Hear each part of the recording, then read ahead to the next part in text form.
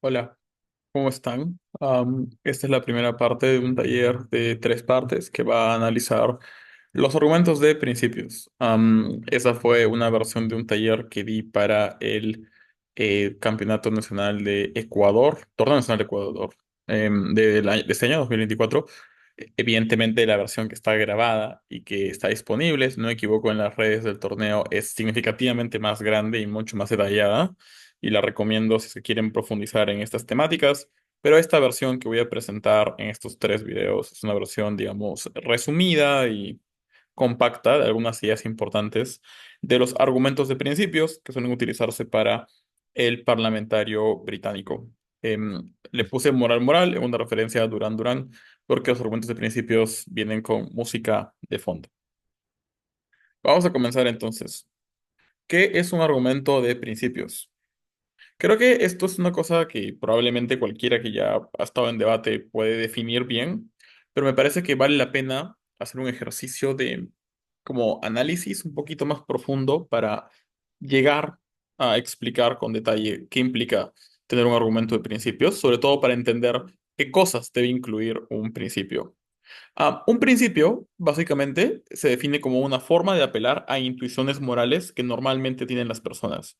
Y esto es muy importante y es algo que creo que debemos recordar siempre. Los argumentos de principios no parten de la idea de construir desde cero un argumento moral. No quiero justificar que existe cierto argumento moral que nadie ha conocido antes y tengo que construirlo. No.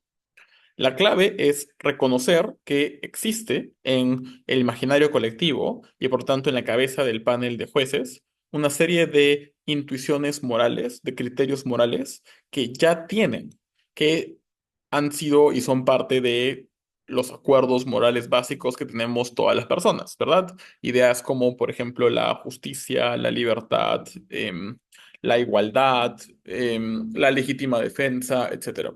¿No? Ahí depende de cada quien qué principio quieren priorizar, pero entienden básicamente la idea, ¿no?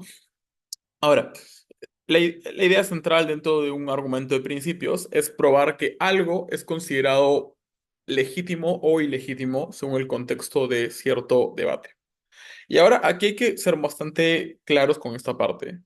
En teoría, cualquier argumento tiene una capa intuitiva e implícita que quiere explicar la legitimidad o ilegitimidad de algo, ¿verdad? Porque finalmente cuando yo explico que existe un beneficio práctico o un daño práctico, estoy hablando de la legitimidad y la moralidad de algo en términos utilitarios, ¿no? Que tiene más beneficios que perjuicios y sobre todo que tiene más, que genera más placer y genera menos dolor.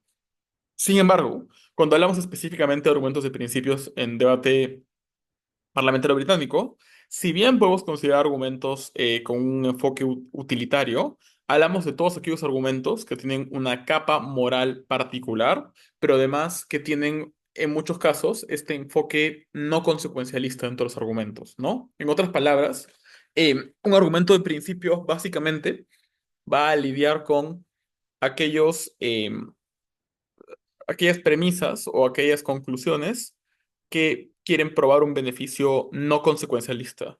Probar que ciertas cosas pueden llegar a ser buenas en sí mismas o al menos que son moralmente deseables o, en el contraste, moralmente indeseables, moralmente ilegítimas, ¿no? Entonces, de ahí parte un poco la cuestión fundamental. Entonces, la manera en la que construimos un argumento de principios es de la siguiente, es sí, ¿no? Básicamente, explicamos que ya en la realidad existe este beneficio moral, que es algo que la gente ya considera deseable, es algo que la gente ya acepta, y explicamos mediante analogías que en el contexto del debate, esta intuición moral debe ser tomada en cuenta y debe ser tomada en cuenta a favor de nuestro lado de la cámara, ¿no?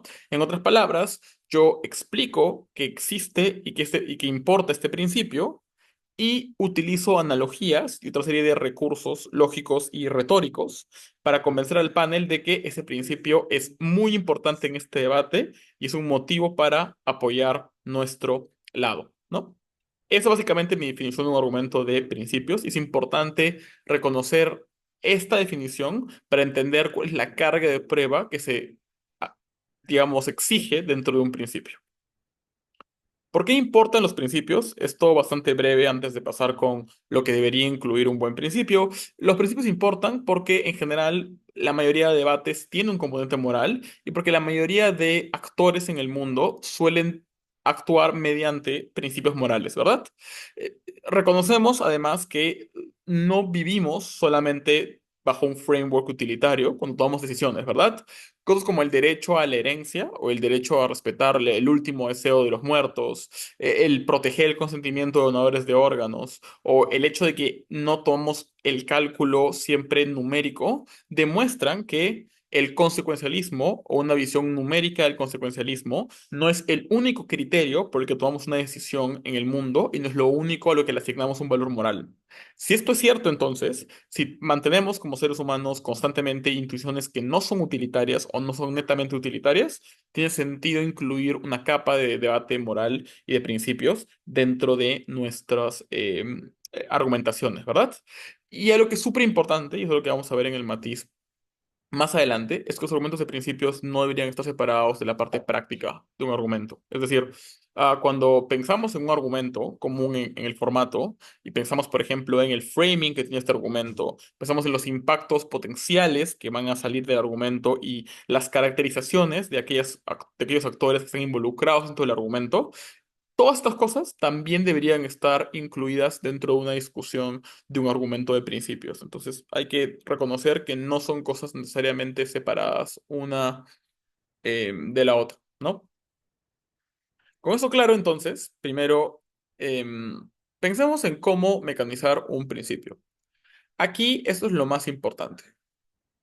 Hay tres grandes cosas que tienen que incluirse dentro de un buen argumento de principios. La primera es la explicación del principio.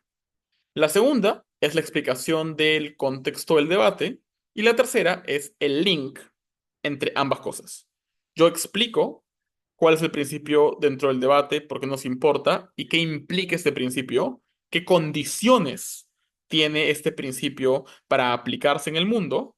Luego, yo explico el contexto del debate y vinculo ambas cosas. Explico por qué el caso particular del debate cumple con las condiciones para que este principio sea tomado en cuenta. Sí, esto es lo que debe quedar entonces súper claro. ¿Por qué?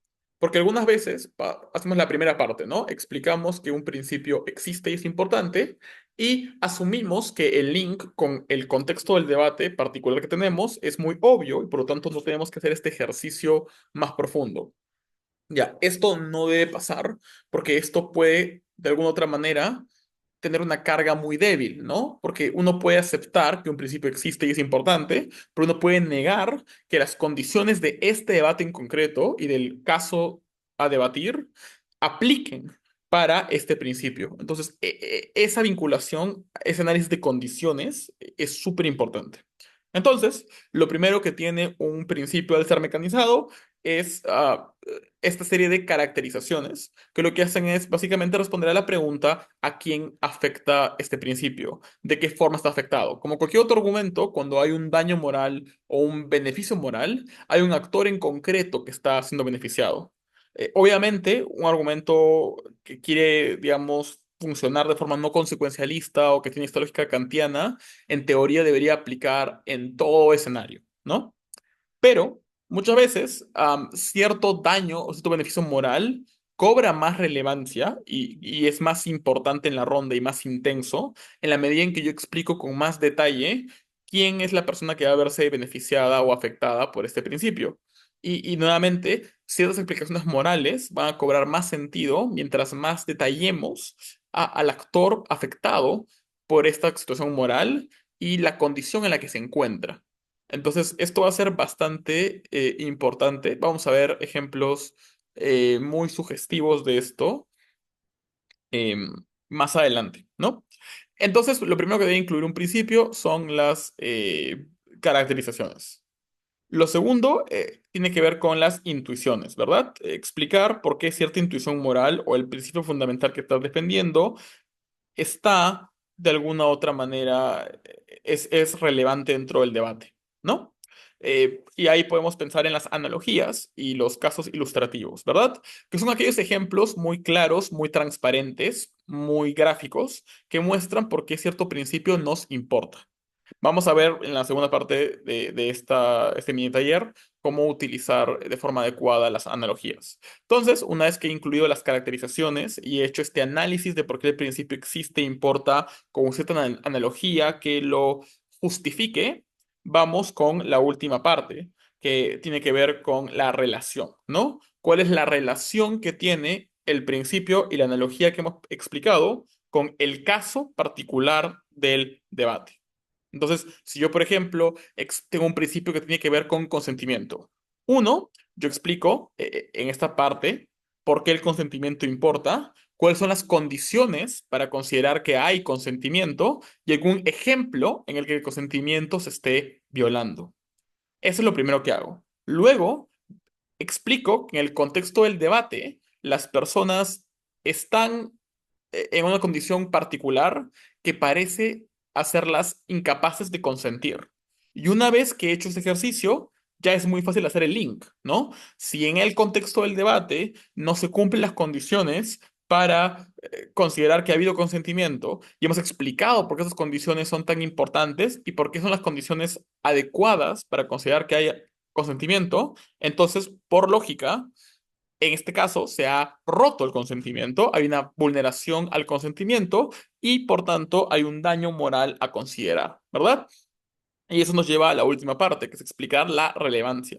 ¿Por qué nos importa tanto preservar este principio por encima de otras cosas en la ronda? Es súper importante que igual hagamos este ejercicio de relevancia. Es claro que, en teoría, cuando yo creo que algo es moralmente inadmisible o indeseable, o es moralmente deseable y debería suceder, es un imperativo moral, eso en sí mismo ya explica que es lo más relevante, ¿verdad? Ya explica que es un imperativo, tiene que pasar. O sea, en sí mismo ya muestra relevancia. Aún así, recordemos que en el formato parlamentario británico existe la necesidad de ser mucho más comparativos e igual los grados van a ser importantes para analizar un principio, eso lo vamos a ver ahorita en la segunda parte, pero además recordemos que en muchos casos es posible negar la universalidad o cierto grado de aplicación de un principio. Y en la materialidad ya hacemos ponderaciones entre principios. Por lo tanto, el análisis de relevancia sí es crucial para tener un buen principio y un principio que sea persuasivo dentro del debate.